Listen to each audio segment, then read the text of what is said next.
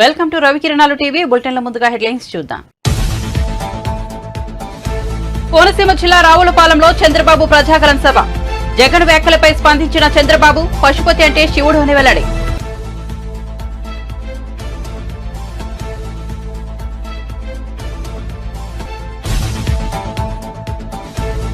ఏడవ రోజు మేమంతా సిద్ధం బస్సు యాత్ర. చిత్తూరు జిల్లా పూతలపట్టు బైపాస్ లో బహిరంగ సభ. చంద్రబాబు ప్రజలకు మధ్య యుద్ధం ఇదేనా సీఎం జగన్.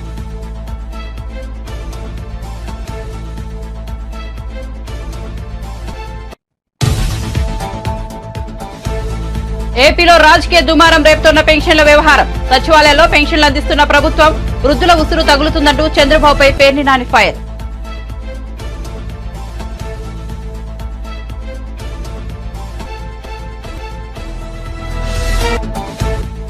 తెలంగాణ సీఎం రేవంత్ రెడ్డిపై బీఆర్ఎస్ వర్కింగ్ ప్రెసిడెంట్ కేటీఆర్ తీవ్రస్థాయిలో ధ్వజం. పరిపాలన తన చేతుల్లో లేదని రేవంత్ రెడ్డి మాట్లాడడం చాలా చిల్లరగా ఉందని కేటీఆర్ మండిపాటు.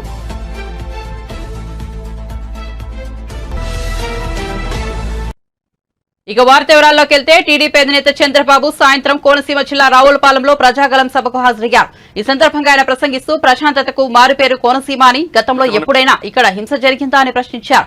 కానీ ఇప్పుడు రాష్ట్రంలో ఎక్కడ చూసినా అరాచకాలు జరుగుతున్నాయని, కబ్జాలు, దాడులు, హత్యలు, అక్రమ అరెస్టులతో ఏపీలో అస్తవ్యస్తంగా మారిపోయిందని ఆవేదన వ్యక్తం చేశారు. రాష్ట్రం మళ్లీ నిలబడాలి, రాష్ట్రానికి పూర్వ వైభవం రావాలన్న ఉద్దేశంతో మేం ముగ్గురం కలిసి మీ ముందుకు వచ్చామని చంద్రబాబు పొత్తుల గురించి మాట్లాడారు. ఈ ఎన్నికల్లో కూటమిదే గెలుపు అని, 100% మనమే గెలుస్తామని ధీమా వ్యక్తం చేశారు. వైసీపీని ఓడించి బంగాళాఖాతంలో కలపడానికి ప్రజలు సిద్ధంగా ఉన్నారని చంద్రబాబు వ్యాఖ్యానించారు. పవన్ కళ్యాణ్ గారని చెప్పి నేను మీకు తెలియజేస్తున్నా.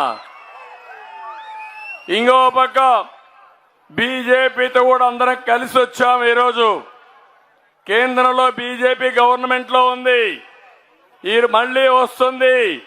కానీ మా ఆలోచన ఈ రాష్ట్రాన్ని కాపాడుకోవాలి, దగాబడ్డ రాష్ట్రాన్ని మళ్లీ ఘాటిలో పెట్టాలనే ఉద్దేశంతో 3 రాజకీయ పార్టీలు కలిసి వచ్చాం. ఏం తమ్ముళ్ళు, రాష్ట్రం బాగుందా అని మిమ్మల్ని అడుగుతున్నా, రోడ్లు బాగున్నాయని మిమ్మల్ని అడుగుతున్నా, ఎక్కడైనా అభివృద్ధి ఉందా అని మిమ్మల్ని అడుగుతున్నా, ఎక్కడైనా మీకు ఉద్యోగాలు వచ్చాయని మిమ్మల్ని అడుగుతున్నా. ఎక్కడికి పోతున్నావు అర్థం కాని పరిస్థితి. అందుకే మా ఆలోచన ఒకటి, ప్రజలు గెలవాలి, రాష్ట్రం నిలబడాలి, మళ్లీ పూర్వ వైభవం రావాలనే ఉద్దేశంతో మేము ముగ్గురం కలిసి మీ దగ్గరకు వచ్చాం. ఆశీర్వదించమని మిమ్మల్ని అందరినీ మరొక్కసారి విజ్ఞప్తి చేస్తున్నా. నిన్న ముఖ్యమంత్రి మాట్లాడుతున్న ఒక మాట అన్నాడు, పశుపతి అన్నాడు. అన్నాడా లేదా? ఆ మాట విని నవ్వుకున్నా. నేనేం ఆశ్చర్యపోలేదు. పశుపతి అంటే ప్రపంచాన్ని కాపాడినటువంటి శివుడు. అందుకే నేను శివ అవతారం ఎత్తాను. నేను ఆ మాట కూడా అంగీకరిస్తున్నా. ప్రపంచాన్ని రక్షించడానికి ఆ శివుడు విషాన్ని కూడా గొంతులో పెట్టుకొని ప్రపంచాన్ని రక్షించాడు. అవునా కాదా అని మిమ్మల్ని అడుగుతున్నా. నేను కూడా 5 సంవత్సరాలు మీరు చూశారు, ఎన్ని దాడులు, ఎన్ని దోపిడీలు నా మీద మాట్లాడినా, లేకపోతే మిత్రుడు పవన్ కళ్యాణ్ గారిని అడుగడుగున ఇబ్బందులు పెట్టారా లేదా అని మిమ్మల్ని అడుగుతున్నా. భయపడ్డామా మీకోసం? అరెస్టులకు ఏమైనా భయపడి ఇంటికి పారిపోయామా మేము? అందుకే నేను భరించా, ఎన్నో అవమానాలు పడ్డా, శారీరకంగా, మానసికంగా, కుటుంబ పరంగా కూడా అందరిని హింసించారు. కానీ ఒకే డిటర్మినేషన్, ఒకే ఆలోచన, మళ్ళీ తెలుగు జాతిని కాపాడుకోవాలి. అవసరమైతే ఎలాంటి విమర్శలు చేసినా, ఎన్ని దాడులు చేసినా, దాడులను అధిగమించడమే కాకుండా బుల్లెట్ మారిగా దూసుకుపోయి ఈ రాష్ట్రాన్ని కాపాడుకుంటామని చెప్పి నేను మీకు తెలియజేస్తున్నా. అందుకే ఈరోజు నేను ఒకే సవాల్ విసురుతున్నా ఈ ముఖ్యమంత్రికి. నువ్వు ఆ రోజు మద్యపాన నిషేధం అన్నావు, అన్నాడా లేదా? ఇక్కడ ఉన్న ప్రజలందరినీ సూటిగా అడుగుతున్నా, జగన్ ఎన్నికల ముందు ఏం చెప్పాడు తమ్ముళ్ళు అని అడుగుతున్నా మిమ్మల్ని. జగన్ కు చంద్రబాబుకు జరుగుతున్న యుద్దం కాదు ఎన్నికలు. ప్రజలను మోసం చేయడమే అలవాటుగా పెట్టుకున్న చంద్రబాబుకు ప్రజలకు మధ్య యుద్దం జరుగుతోందని ముఖ్యమంత్రి వైఎస్ జగన్మోహన్ రెడ్డి అన్నారు. ఈ యుద్దంలో నేను ప్రజల పక్షాన ఉన్నానన్నారు. మేమంతా సిద్దం బస్సు యాత్రలో భాగంగా 7వ రోజు బుధవారం సాయంత్రం చిత్తూరు జిల్లా పూతలపట్టు బైపాస్ లో నిర్వహించిన బహిరంగ సభలో ఆయన మాట్లాడుతూ పూతలపట్టులో జనమహాసముద్రం కనిపిస్తోందన్నారు. మన చిత్తూరు జిల్లాలో ఈ రోజు నాకు ఇక్కడ ఒక మహా జన సముద్రం కనిపిస్తా ఉంది.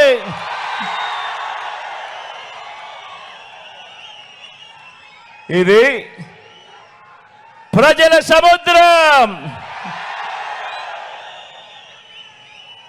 జరగబోతా ఉన్న మహాసంగ్రామంలో మంచి వైపున నిలబడి యుద్ధం చేయడానికి సిద్ధమంటా ఉన్నాం. ఒక మహా ప్రజా సముద్రం ఇది. ఈ సభకు వచ్చిన నా ప్రతి అక్క చెల్లెమ్మకు, నా ప్రతి అవ్వ ప్రతి తాతకు, ప్రతి సోదరుడికి, ప్రతి స్నేహితుడికి ముందుగా మీ జగన్, మీ బిడ్డ శిరస్సు వంచి పేరు పేరున హృదయపూర్వకంగా కృతజ్ఞత తెలుపుకుంటా ఉన్నాను.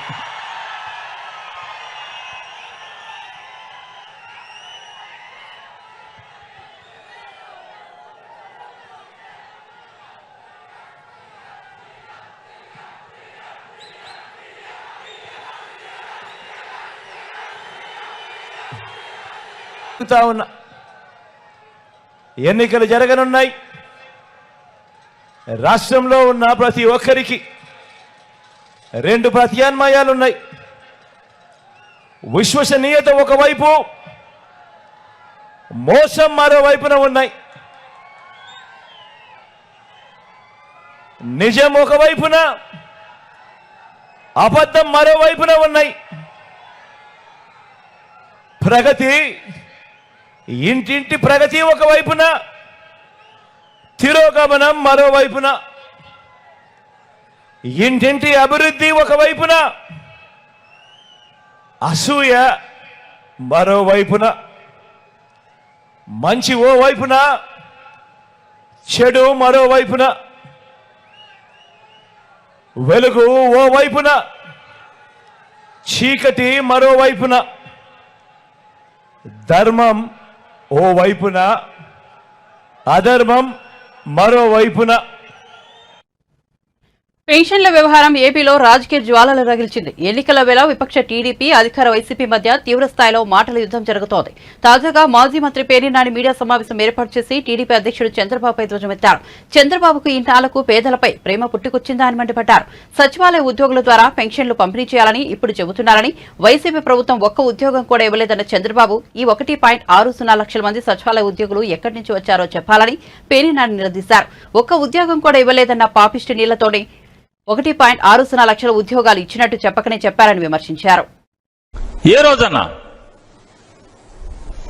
ఇవాళ ఇన్ని మాటలు, ఇంత ముసలకన్నీరు కాలుస్తున్నారు మీరు అంటే రేపు తిరగబడి జనం తంతారేమో అని చెప్పని. 2014లో మీరు ముఖ్యమంత్రిగా ప్రమాణ స్వీకారం చేసి ఈ రాష్ట్రంలో అప్పుడు వరకు కాంగ్రెస్ పార్టీ ద్వారా లేదా రాజశేఖర రెడ్డి గారి ద్వారా వచ్చినటువంటి పెన్షన్లని 15 లక్షల పెన్షన్లు తొలగించారు మీరు. ఇది రికార్డు, ఇది గాలి, మీ మనసు అది. ఇవాళ 58 నెలలు నేరుగా ఇంటికెళ్ళి పెన్షన్ చేతిలో పెడితే తెల్లవారుజామున వాళ్ళు నిద్ర కళ్ళతో ఉండగా మంచం మీద లేపి పెన్షన్లు చేతిలో డబ్బులు పెట్టేటువంటి ప్రభుత్వాన్ని వాళ్ళు చూశారు. ఇవాళ నీ నిమ్మగడ్డ రమేష్, నువ్వు భారతీయ జనతా పార్టీ కలిసి కుట్రలు చేసి 2 మాసాలు పెన్షన్లు ఇవ్వకుండా ఆపితే జగన్ మీద ప్రేమ పోద్దా వీళ్ళకి? ఈ ముసలాళ్ళకి, ముతకోళ్ళకి, అవ్వలకి, తాతలకి, వికలాంగులకి, వితంతువులకి జగన్ మీద ప్రేమ పోద్దా? వాళ్ళకి తెలియదా? 58 మాసాలు ఏ రకంగా జగన్ అధికారంలో ఉంటే ఎంత సుఖపడ్డారో, ఇవాళ ఎన్నికల కమిషన్ ద్వారా మీరు ఏ రకంగా వాళ్ళని ఇబ్బందులు పెట్టారో, ఆ ఇబ్బందులు ఎవడు పెట్టాడో వాళ్ళకి తెలీదా? ఈ 2 నెలలు మీరు ఆపితే జగన్ మీద ద్వేషం వస్తుందా? అసలు ఈ పథకాలు, ఈ పెన్షన్ అనేది జగన్మోహన్ రెడ్డి గారి ప్రభుత్వం వల్ల వస్తుందనేది 3000 రూపాయల పెన్షన్ అసలు తెలియనోడు ఎవడు ఈ రాష్ట్రంలో? నీ ఇష్టం వచ్చినోడు చెప్పు, వీడికి తెలియదని. ఇవాళ వాలంటరీ వ్యవస్థని తప్పుపట్టినటువంటి మీరు వాలంటరీ వ్యవస్థ మీద ఎన్ని విషపు మాటలు మాట్లాడారు. జగన్ ప్రభుత్వంలో పనిచేస్తున్నటువంటి వాలంటరీ వ్యవస్థే మీరు చెప్పినట్టుగా గారు, భారతీయ జనతా పార్టీ చెప్పినట్టుగా వీళ్ళందరూ కూడా వాళ్ళ డేటా కలెక్ట్ చేసి అమ్మాయిల్ని లోపరుచుకుని రెడ్ లైట్ ఏరియాకి అమ్మేసేటువంటి వ్యక్తులు అయితే వ్యవస్థే వాలంటరీ వ్యవస్థ. అయితే మీరు చెప్పినట్టుగా ఇంట్లో మగవాళ్ళు లేనప్పుడు ఇంట్లో దూరి నడి వయస్కులైన ఆడవాళ్ళని లోపరుచుకుంటున్నారు అని చెప్పని సాక్షాత్తు చంద్రబాబు నాయుడు విషపు మాట్లాడినటువంటి మాటలే నిజమైతే, ఇదే వాలంటీర్లు హత్యలు చేస్తారు ఒంటరిగా ఉంటే, దొంగతనాలు చేస్తారని చెప్పినటువంటి మీరు మాట్లాడిన విషపు మాటలే నిజమైతే అసలు మీకెందుకు భయం అసలు వాలంటీర్ వ్యవస్థ గురించి? వదిలేయచ్చు కదా, వాలంటీర్లే జగన్మోహన్ రెడ్డిని ముంచేస్తారని వదిలేయచ్చు కదా. వాలంటీర్ వ్యవస్థ ద్వారా నరకం అనుభవించినటువంటి, మీరు చెప్పిన మాటల ద్వారా నరకం అనుభవించినటువంటి ప్రజలే మమ్మల్ని కైమా కొడతారు కదా, మీకెందుకు బాధ? మరి వాలంటీర్ వ్యవస్థను ఎందుకు ఆపాలని చూస్తున్నారు? తెలంగాణ సీఎం రేవంత్ రెడ్డిపై బీఆర్ఎస్ వర్కింగ్ ప్రెసిడెంట్ కేటీఆర్ తీవ్రస్థాయిలో ధ్వజమెత్తారు. పరిపాలన తన చేతుల్లో లేదని రేవంత్ రెడ్డి మాట్లాడడం చాలా చిన్నగా ఉందని కేటీఆర్ మండిపడ్డారు. వికారాబాద్ జిల్లాలో ఏర్పాటు చేసిన చేవెళ్ల పార్లమెంట్ విస్తృత స్థాయి సమావేశంలో కేటీఆర్ పాల్గొని ప్రసంగించారు. ఎన్ని కథలు చెప్పిండ్రు, ఇలా పోటీ ఎవరెవరికి జరుగుతున్నది? 10 ఏళ్ల నిజానికి 100 రోజుల అబద్ధం మధ్యన జరుగుతున్నది పోటీ. 10 ఏళ్ల నిజం, ఇలా 100 రోజుల అబద్ధం. చూడండి ఎన్ని అబద్ధాలు, ఒకటా రెండా? రేవంత్ రెడ్డి గారే చెప్పిండ్రు కదా స్వయంగా. ఏమన్నాడు ఆయన? ఉరుకుండ్రి బ్యాంకుకు, ఉరుక్కుంటా పోండి, జల్దీ పోండి, ఇప్పటిదాకా తీసుకోని వాళ్ళు ఉంటే లోన్లు తెచ్చుకోండి, నేను వస్తూనే ఉన్నా, డిసెంబర్ 9 నాడు సంతకం పెడతా అన్నాడు. డిసెంబర్ 9 అనుకున్నాడు మొదలు ప్రమాణ స్వీకారం చేసేది, సోనియా గాంధీ బర్త్డే. కానీ మళ్ళీ ఏమైందో ఏమో, ఆయనతో కోమటిరెడ్డి వెంకటరెడ్డి ఎత్తుకపోతాడో లేకపోతే బట్టి అన్న ఎత్తుకపోతాడో అనుకొని 2 రోజులు ముందే చేసిండు ప్రమాణం. డిసెంబర్ 7 నాడు 2 రోజుల ముందు ప్రమాణం చేసిండు. కానీ 2 లక్షల రుణమాఫీ మాత్రం మర్చిపోయిండు రేవంత్ రెడ్డి. 2 లక్షల రుణమాఫీ అన్నాడు, మొదటి సంతకం అన్నాడు. కానీ నిన్న విలేకరు అడిగింది ఒక ఆమె తుక్కుగూడలో, ఏమని, ఏం రేవంత్ రెడ్డి గారు మరి 2 లక్షల రుణమాఫీ ఏమైందని రైతులు అడుగుతున్నారు అంటే, అది పెద్ద సీరియస్గా తీసుకునే ముచ్చట కాదమ్మా, పెద్ద సీరియస్గా తీసుకునే ముచ్చట కాదు అంటున్నాడు. ఇలా రైతులకు నోటీసులు వస్తున్నాయి బ్యాంకుల నుంచి, కడతవా సస్తవా అని. మీరు కట్టకపోతే మళ్ళీ రుణం ఇయ్య అంటున్నారు. కానీ ముఖ్యమంత్రి ఏమంటున్నాడు? సీరియస్గా తీసుకోవద్దు అంటున్నాడు. ఇంకా సిగ్గుచేటు ఏంటంటే రేవంత్ రెడ్డి గారి మాట, నిన్న పత్రికా సమావేశంలో మాట్లాడుతున్నాడు రేవంత్ రెడ్డి. పరిపాలన నా చేతుల్లో లేదు, ఎలక్షన్ కమిషన్ చేతుల్లో ఉంది అంటుండు. ఇక మరి ముఖ్యమంత్రిగా నువ్వెందుకయ్యా నాయన? నాకు అర్థం కాదు. పరిపాలన అల్టిమేట్గా ముఖ్యమంత్రి గారి చేతుల్లోనే ఉంటుంది. తాత్కాలికంగా ఎలక్షన్ కమిషను ఓ 2 నెలల పాటు ఎలక్షన్ సజావుగా జరిగేందుకు సమన్వయం చేస్తుంది. కానీ పరిపాలన ముఖ్యమంత్రి గారి చేతుల మీదనే ఉంటుంది. కానీ రేవంత్ రెడ్డి గారికి అది కూడా తెలియదు పాపం. ఎందుకంటే మీకు తెలుసు, ఆయనే చెప్పిండు ఎలక్షన్ ముందు, సార్ మరి నీకు పరిపాలన అనుభవం లేదు కదా, ఎట్లా నడుపుతావు అంటే ఏమన్నాడు? ముఖ్యమంత్రి పదవి ఏముందా, గుంపు మేస్త్రి పదవి అని మాట్లాడిండు. ఆయననేమో గుంపు మేస్త్రి ముఖ్యమంత్రి, ఇక ప్రధానమంత్రి ఏమో తాపీ మేస్త్రి. ఇద్దరు కలిసి తెలంగాణకు సమాధి కట్టే చక్కర్లు ఉన్నారు. నేను మీకు అందుకే చెప్తున్నా, వాళ్ళు సమాధి కట్టే చక్కర్లో ఉన్నది మనకే, మన తెలంగాణ పార్టీకి, మన పార్టీకి సమాధి కట్టాలనే 2 పార్టీలు ఇవాళ ఒకటై కలిసి పనిచేసే ప్రయత్నం చేస్తూ ఉన్నాయి. మొన్న ఇప్పుడే తమ్ముడు కార్తీక్ కోనసీమ జిల్లాలో జనసేనకు ఎదురు దెబ్బ తగిలింది. జనసేన పార్టీకి అమలాపురం ఇన్ఛార్జ్ శెట్టిబత్తుల రాజబాబు రాజీనామా చేశారు. ఈ మేరకు శెట్టిబత్తుల రాజబాబు జనసేన అధిష్టానానికి తన రాజీనామా లేఖ ద్వారా పంపారు. అమలాపురంలో పార్టీకి అధిష్టానం చాలా అన్యాయం చేసిందని రాజబాబు మండిపడ్డారు. గత ఎన్నికల్లో కోనసీమ జిల్లాలో జనసేన పార్టీ తరపున పోటీ చేసిన అభ్యర్థులంతా గణనీయమైన ఓట్లను పొందారని పేర్కొన్నారు. ఈ 5 ఏళ్ల కాలంలో జనసేన పార్టీ జిల్లాలో పుంజుకుందని తెలిపారు. టీడీపీ జనసేన బీజేపీ పొత్తులో భాగంగా అమలాపురం అసెంబ్లీ స్థానాన్ని టీడీపీకి కేటాయించడంతో జన సైనికుల మనోభావాలు దెబ్బతిన్నాయన్నారు. ఇంతకాలం గౌరవంగా జనసేన జెండాను మోసిన జన సైనికులు ప్రస్తుతం తెలుగుదేశం పార్టీ జెండా కింద పనిచేయాలని, ఈ మేరకు వారికి అన్యాయం చేసినట్లేనని పేర్కొన్నారు. రాజీనామా చేస్తానని చెప్పి తెలియజేస్తా ఉన్నాను. ముఖ్యంగా దీనికి కారణం ఏంటంటే చారిత్రాత్మకమైనటువంటి అమలాపురం నియోజకవర్గంలో జనసేన పార్టీ పోటీ చేయాలని చెప్పి జన సైనికులు, వీర మహిళలు అందరం కూడా గత 5 సంవత్సరాలు అంటే 2019లో జనసేన పార్టీ ఓడిపోయినప్పటి నుంచి నిరంతరం కూడా శ్రమిస్తా ఉన్నాం. పార్టీ జెండాను భుజాన్న మోసుకుని పార్టీ నిర్మాణం చేసుకుంటూ ఇవాళ అమలాపురం నియోజకవర్గంలో జనసేన పార్టీ 30-40 వేలు పైచిలకు మెజారిటీతో గెలిచే విధంగా ఇవాళ పార్టీని పటిష్టంగా తయారు చేశాం.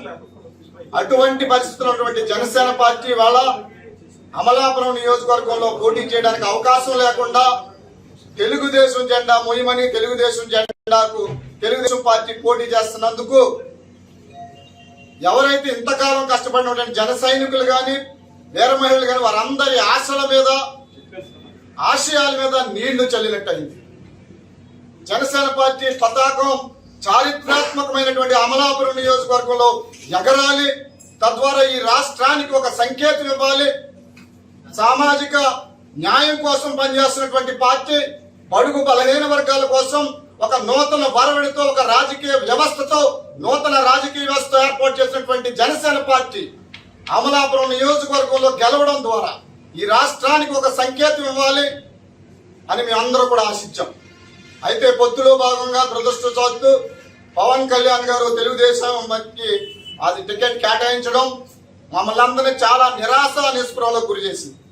ఇవాళ తెలుగుదేశం కంటే కూడా బలమైనటువంటి పరిస్థితుల్లో ఇవాళ జనసేన పార్టీ ఉంది. అక్కడ తెలుగుదేశం పార్టీ వారు గతంలో తెలుగుదేశం పార్టీ టికెట్ ఇవ్వకపోతే జనసేన పార్టీ కనిస్తే ఎస్సీలు మొత్తం కోనసీమ పార్లమెంట్ అంతా కూడా, అమలాపురం పార్లమెంట్ కూడా ఎస్సీలు చేయరు పార్టీకి, లేదా బీసీలు చేయరని చెప్పి ఒక దుష్ప్రచారం చేసింది.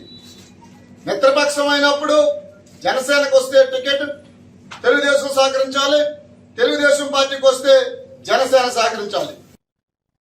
కేంద్ర మాజీ మంత్రి కిల్లి కృపారాణి వైఎస్ఆర్సీపీకి రాజీనామా చేశారు. పార్టీలో గత కొంతకాలంగా ప్రాధాన్యం లేకపోవడంతో ఈ నిర్ణయం తీసుకున్నారు. రాజీనామా లేఖను ఆ పార్టీ అధినేత సీఎం జగన్ కు పంపారు. త్వరలో కాంగ్రెస్ లో చేరే అవకాశం ఉంది. ఆమె కుమారుడు విక్రాంత్ కు టెక్కలి అసెంబ్లీ టికెట్ ఇస్తారని సమాచారం. శ్రీకాకుళం లోక్సభ స్థానం నుంచి కృపారాణి పోటీ చేసే అవకాశం ఉన్నట్లు ప్రచారం జరుగుతోంది. వాస్తవంగా ఇటువంటి రోజు వస్తుంది అని నేనేనాడు భావించలేదు. కృపారాణి నాకు దేశానికి పరిచయం చేసిన జిల్లా నా శ్రీకాకుళం జిల్లా. నేను భారత జాతీయ కాంగ్రెస్ పార్టీలో కేంద్ర మంత్రి స్థాయికి ఎదిగిన వ్యక్తిని. అటువంటి నేను 2019లో పార్టీని విడిచి వైఎస్ఆర్ కాంగ్రెస్ పార్టీలో గౌరవ ముఖ్యమంత్రి జగన్మోహన్ రెడ్డి గారి నాయకత్వంలో పార్టీలో చేరాను. ఎందుకు చేరాను అంటే the whole Congress team, the whole team was in YSR Congress party. ఇది నా కుటుంబం. ముఖ్యమంత్రి వైఎస్ జగన్మోహన్ రెడ్డి గారు నా తమ్ముడు, రాజశేఖర రెడ్డి గారి తనయుడు, విలువలు, విశ్వసనీయత విలువిచ్చిన, గౌరవించిన మనిషి. నా కుటుంబంలో చేరుతున్నాను. అమ్మ ఒడిలోంచి జారిపడి కేంద్ర మంత్రి స్థాయిలో తమ్ముడు దరికి చేరాను. నేను పార్టీలోకి వచ్చే ముందర ఎవరైతే నాకు పార్టీలో జాయిన్ చేయించారో వారు నాకు ఇచ్చే హామీ ఏంటంటే special representative to AP government at New Delhi, that was a cabinet rank post, మీకు ఇస్తామమ్మా అని తీసుకువెళ్ళారు. కానీ షార్ట్ పీరియడ్ ఎలక్షన్ దగ్గరలో ఒక 6 నెలల ముందర నేను జాయిన్ అయ్యాను.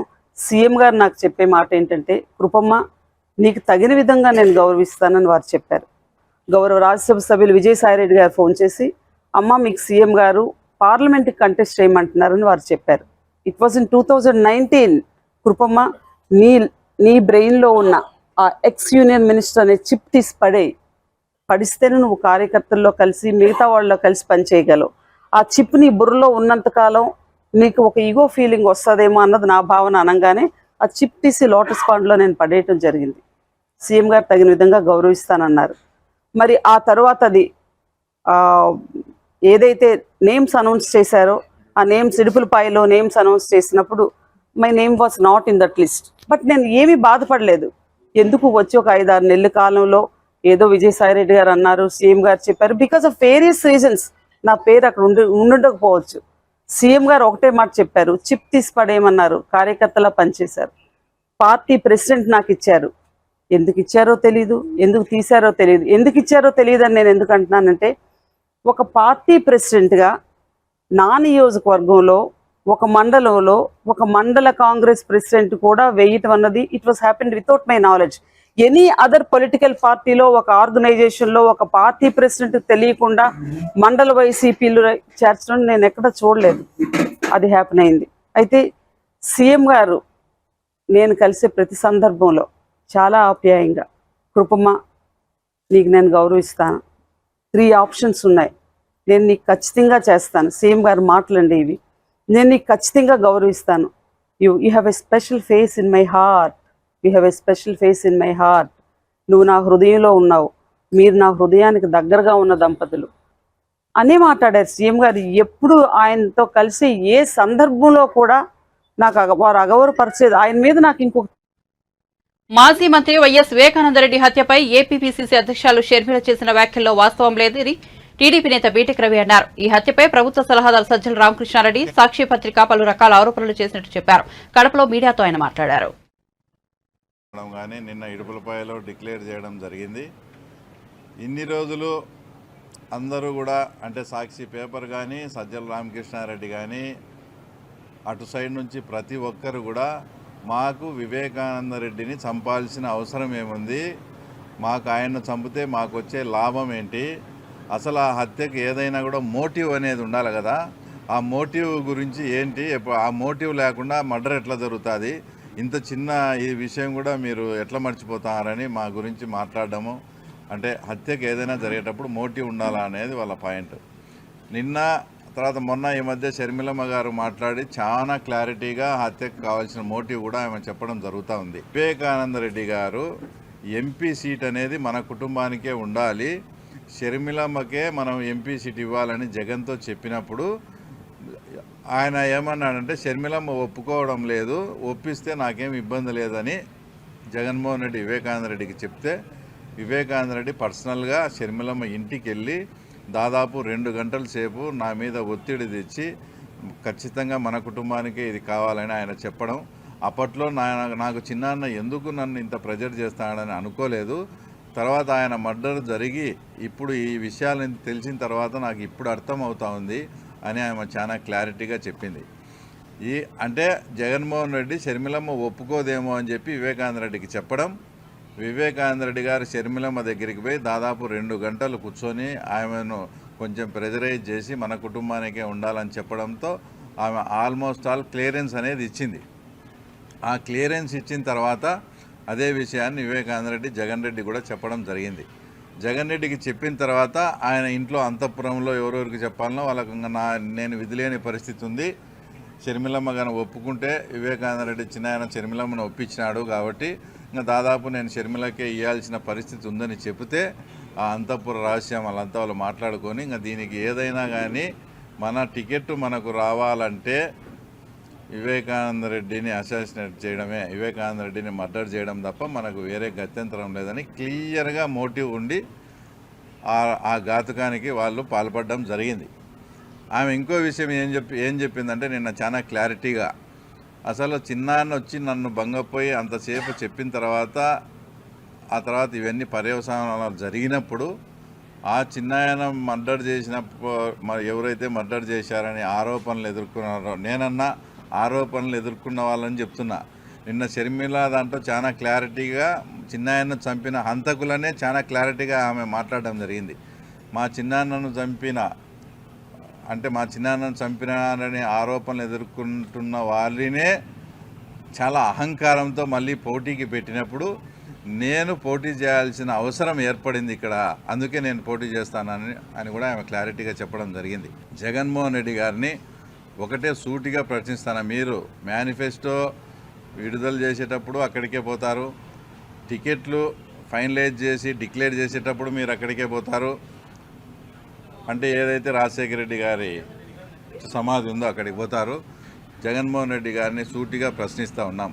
నిజంగా రాజశేఖర రెడ్డి గారికి ఏదైనా ఆత్మలు అనేది ఉండి, నిజంగా ఆత్మ అనేది ఉంటే అసలు ఇప్పుడు రాజశేఖర రెడ్డి గారి కూతురు ఆయన బిడ్డ నిలబడతా ఉంటే ఆయన కొడుకు రాజశేఖర రెడ్డికి ఎంతో ఇష్టమైన ఆయన తమ్ముణ్ణి చంపినారని ఆరోపణలు ఎదుర్కొంటుండే అతని కూతురి మీదనే అతని పోటీకి పెడతా ఉంటే ఇది రాజశేఖర రెడ్డి ఆత్మ శాంతింపచేసేదానికి మీరు ఆడ రోజు ప్రేయర్ చేస్తారా, లేక మీరు ఇట్లా పనులు చేసి ఆయన ఆత్మను ఎంత క్షోభ పెడతారో ఒకసారి పులివెందుల ప్రజలు కానీ రాష్ట్ర ప్రజలు కానీ రాజశేఖర రెడ్డి అభిమానులు కానీ మీరు ఆలోచించాల్సిన పరిస్థితి. తర్వాత ఓట్లు దండుకోవాలనే కకృతితో వైఎస్ఆర్సీపీ నేతలు మానవత్వం లేకుండా ప్రవర్తిస్తున్నారని టీడీపీ సీనియర్ నేత మాజీ మంత్రి దేవినేని ఉమామహేశ్వరరావు ఆగ్రహం వ్యక్తం చేశారు. పింఛన్ల కోసం 34 లక్షల మంది వృద్ధులను మండుటెండలో సచివాలయాలకు రమ్మంటారా అని ప్రశ్నించారు. మంగళగిరిలోని టీడీపీ కేంద్ర కార్యాలయంలో నిర్వహించిన విలేకరుల సమావేశంలో ఆయన మాట్లాడారు. మంచాలపై వృద్ధులను ఊరేగిస్తూ టీడీపీపై విష ప్రచారం చేస్తున్నారని మండిపడ్డారు. జగన్మోహన్ రెడ్డి ప్రభుత్వ యంత్రాంగ పనితీరు వల్ల, ఈ తప్పుడు విధానాల వల్ల ఈరోజు 56 లక్షల మంది పింఛన్దారుల్ని రోడ్డు మీద పెట్టి సచివాలయాలకు రమ్మని ఆదేశాలు ఇచ్చారంటే ముఖ్యమంత్రి కార్యాలయంలో Dhananjaya Reddy, SERP CEO Muralidhar Reddy, chief secretary Jawahar Reddy వీళ్ళందరూ కూడా కలిసి వైసీపీ ప్రభుత్వానికి లబ్ధి చేయాలనే దుర్మార్గమైన కుట్రలో భాగస్వాములై ఈరోజు ఈ దారుణానికి పాల్పడ్డారు. నిన్నే జాతీయ అధ్యక్షులు చంద్రబాబు నాయుడు గారు ఎన్నికల అధికారుల దృష్టికి తీసుకొచ్చారు. చీఫ్ సెక్రటరీతో మాట్లాడారు, ఉత్తరం రాశారు. అయినప్పటికీ కూడా ముఖ్యమంత్రి కనుసన్నల్లో chief secretary Jawahar Reddy, SERP CEO, అదేవిధంగా కమిటీ సభ్యులు, పంచాయతీరాజ్ సెక్రటరీ, అట్లాగే ముఖ్యమంత్రి కార్యాలయంలో ఇవాళ పెత్తనం వెలగబెడతా ఉన్న ధనంజయ రెడ్డి కూడా బాధ్యుడే. అందరూ కలిసి ఈరోజు 56 లక్షల మంది పింఛన్దారుల్ని ఈ మండు టెండలు 42 డిగ్రీ పైనున్న పరిస్థితుల్లో సచివాలయాలకు మీరు రమ్మన్నారంటే ఏసీ రూముల్లో కూర్చున్న అధికారులారా, ఎవరైతే ఈ నిర్ణయాలు తీసుకున్న స్వార్థపూరిత అధికారులు నేను ప్రశ్నిస్తా ఉన్నాను. బులెటిన్ ముగించే ముందు హెడ్లైన్స్ మరోసారి చూద్దాం. కోనసీమ జిల్లా రావులపాలెంలో చంద్రబాబు ప్రజాగలం సభ. జగన్ వ్యాఖ్యలపై స్పందించిన చంద్రబాబు, పసుపుతే అంటే శివుడు అని వెల్లడి.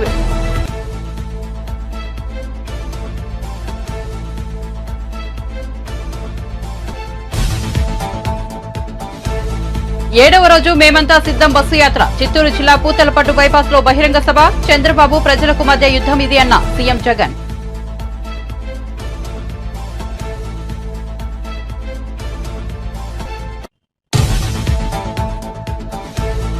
ఏపీలో రాజకీయ దుమారం రేపుతున్న పెన్షన్ల వ్యవహారం. సచివాలయంలో పెన్షన్లు అందిస్తున్న ప్రభుత్వం, వృద్ధుల ఉసురు తగులుతుందంటూ చంద్రబాబుపై పేర్ని నాని ఫైర్.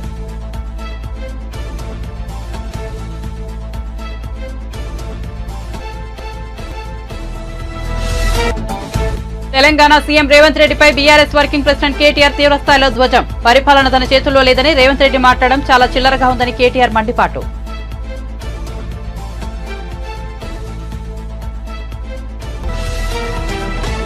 మరిన్ని అప్డేట్స్ కోసం చూస్తూనే ఉండండి రవికిరణాలు టీవీ.